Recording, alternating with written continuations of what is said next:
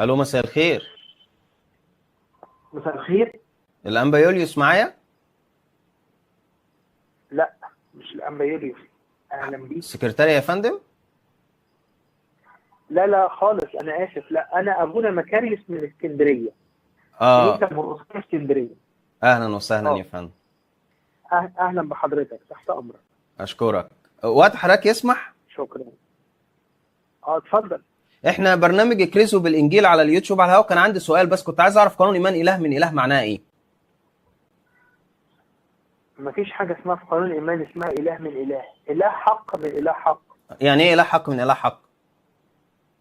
حضرتك مين؟ معاذ عليان يا فندم. معاذ عليان. طب حضرتك ممكن تتخاطب بقى، تكلم الأنبا يوليوس حضرتك.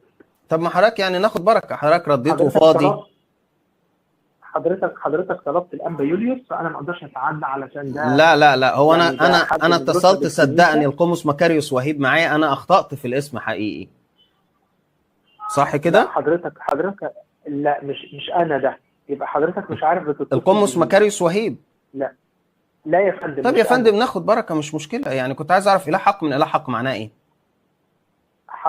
حضرتك مش انا اللي المقصود بالاتصال. يا فندم ماشي، حضرتك ناخد ممكن تبقى بركة، ده داخل. حظ حلو يعني لينا ان حضرتك رديت عشان بس طبعا، حضرتك. وشرف لي ان انا اسمع حضرتك، بس انا اسف، انا مش هقدر اتواصل معاك.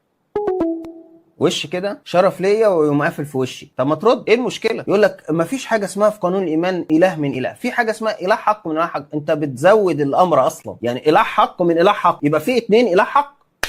يعني ده بالحقيقه اله وده بالحقيقه اله، وتيجي تقول لي لا اصل انا بعبد اله واحد يا جماعه. طب هنعمل ايه بقى؟ في بالحقيقه نؤمن باله واحد الله الاب ضابط الكل، وبعد كده نؤمن برب واحد، نؤمن بالله الاب، وبعد كده باله واحد الله الاب يعني، وبعد كده نؤمن برب واحد يسوع المسيح، نور من نور، اله حق من اله حق، مولود غير مخلوق، مولود من الاب قبل كل الدهور، وبعد كده نؤمن بالروح القدس الرب المحيي المنبثق من الاب. فايه مش دول كده ثلاث الهه ولا احنا في ايه يا جماعه؟ يعني ما احنا نفهم برضه. فاللي هو طب ما ترد، يعني ايه المشكله؟ خلي بالك قال لي معاذ عليان. الله يهديك والله. وبما ان انت بتتصل على الانبا ما اعرفش مين، خلاص اتصل عليه يا عم. اديني فرصه اهرب يا سيدي، يعني نفسي اهرب. خلي بالك من حاجه، انا سالته عندك وقت قال لي طب ايه المبرر دلوقتي لان هو يقفل السكه؟ هو مش الكتاب المقدس بيقول كونوا مستعدين دائما لمجاوبه كل من يسالكم عن سبب الرجاء الذي فيكم، اكرز بالكلمه اعكف على ذلك في وقت مناسب او غير مناسب. ده النص بيقول كده، اكرزوا بالانجيل للخليقه كلها. يسوع والله ما قالش الا معاذ عليان على فكره، هم مش بيتشطروا الا لو حد مش فاهم. طب ما تكلمني يا فندم، ما تكلمني وانا بكلمك، ايه المشكله لما ترد ما دام عندك وقت؟ عشان بس الناس اصل انت بتتصل وهم نايمين، اصل انت بتصحيه يصلي الفجر، اصل مش عارف ايه. اهو الراجل بيتصل بيرد عليا بيقول لي والله انا موجود اهو، ايوه فاضي وتفضل. ولما سالت لا والله انت معاذ عليان انا مش هرد عليك، لا انت وحش.